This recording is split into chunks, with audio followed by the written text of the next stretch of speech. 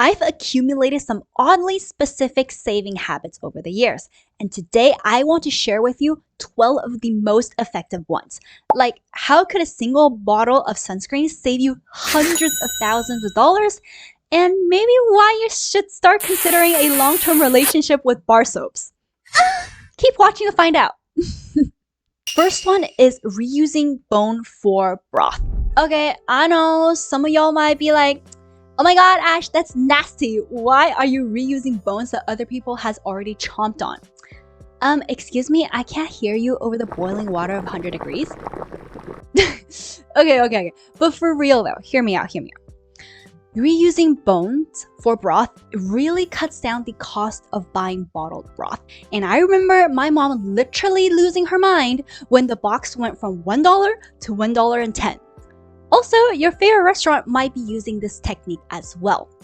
They like to buy meat scraps and bones, which makes really good soup bases. Some people are like, Ash, you know what? You can be surprisingly childlike for your age. And they might expect me to respond with, well, I think it's in my genes. How did you get such great eyebrows? Well, I guess it's in my genes. But in actuality, I think it might be in my sunscreen.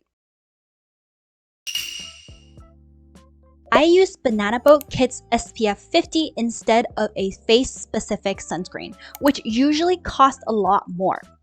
And Dr. Mike taught me this in his sunscreen video, that it's all about the ingredients and not the brand. So if the ingredients are there, my wallet is cackling its way into the sunset because I didn't just have to drop $60 on a bottle. Also, I can save hundreds of thousands of dollars on medical bills by wearing my sunscreen every single day. So I significantly decrease the chances of getting skin cancer. And by the way, I deal with the glistening like a disco ball situation by putting on setting powder after letting the sunscreen sit on my face for 5 to 10 minutes.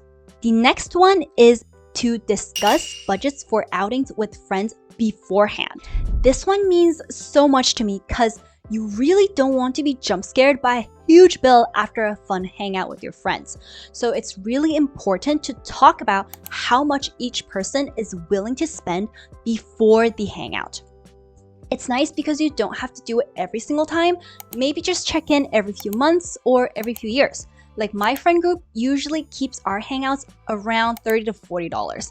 But sometimes we go over, like this one time when we went for high ropes, which is $60 plus. But then again, we check in with everyone. Like, is everyone okay with this? And I get it. Talking about money so openly like this can be really new depending on your friend group or your family history. But seriously though, just like Voldemort, who shall not be named becomes even more fearful the less we talk about it. Right now, I'm 25 and science suggests, my lady, your metabolism is starting to slow down at this point. Correction. That is not correct. So what it seems to suggest, and looking at this Harvard medical study, it seems to suggest that the metabolic rate between 20 to 60-year-olds stays the same. And the changes due to body mass is mainly because of unhealthy lifestyles and nutritional intake and other environmental factors instead of metabolic rate itself. So I am extra conscious about nutrition. And one trick that I love from the power of habit is by using a smaller plate to reduce how much you eat without any extra effort. Like, you still feel satisfied by finishing a full plate, but you're taking in less calories overall. If smaller plates work, why not smaller utensils? Like, big spoons make me gobble down food like a feral creature. Like, calm down, girl. You are not a feral wolf. Ain't nobody be taking me out of your own goddamn mouth. So with smaller bites means slower eating, means the stomach has more time to signal to your brain that you are full before you overly stuff yourself for maybe the 4th time this week. Tail as old as time. Broke student putting water in hand soap. Like, hi, hello, that is me at 25. But just make sure that your mixture has enough lather/bubbles, because the slippery lather is what actually unsticks the bacteria from your hands, thus making them clean. Thank you, high school bio teacher. I still remember so many little caveats that you have taught us during class. Also, I still remember the time you climbing onto that goddamn table to explain bipedalism versus quadrupedalism. Sire, you're the OG of the OGs. You know who else is C to the OC? Young queen that acts like an onni? Bar soap. Like, these mother truckers last forever. Like, this bar lasted me not 2 weeks, not 2 months, but more than 2 years. If this video made you laugh or you picked up a new saving habit or two, subscribe for more. The next one is never having the heater on in my bedroom. For me, I never have my heater on in my bedroom.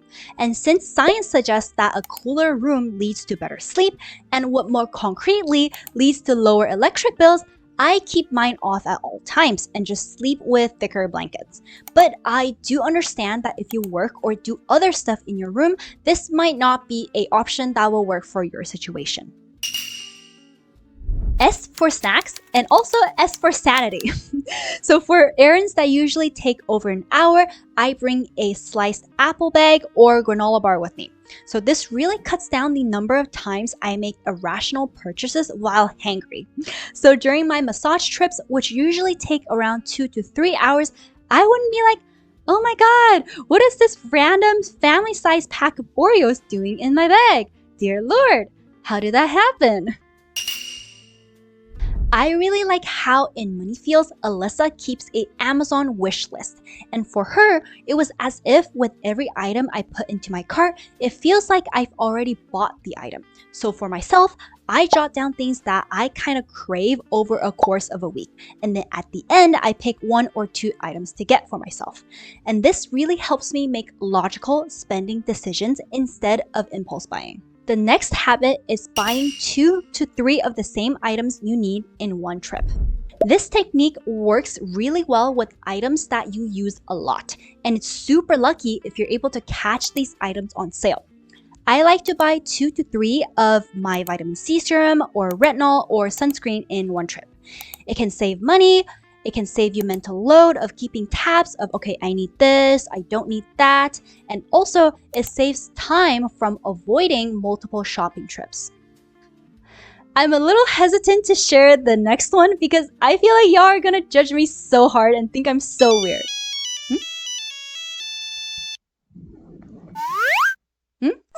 Yeah? Oh, you guys already know? Oh, okay, good. Okay, here it is. I don't really see the overarching purpose for a bed frame. Matching aesthetics with the room? Sure. For storage space underneath the bed? Sure. At the same time, let me ask you this. What about the Japanese people that simply use a futon? And also, isn't a mattress just a beefed up version of a futon? So yes, I did spend a good chunk of money on a high quality mattress, but a bed frame? Maybe later on in life. But please let me know what are some of your oddly specific habits, because I don't want to be the only weirdo. Please don't make me alone. Want to know the secret behind how my mom gets $30 dental hygiene treatments and how I get these kick-ass haircuts for just $12? Well, check out the top 10 unsexy ways that can help you save big money. Can't wait to see you over there. Okay, bye.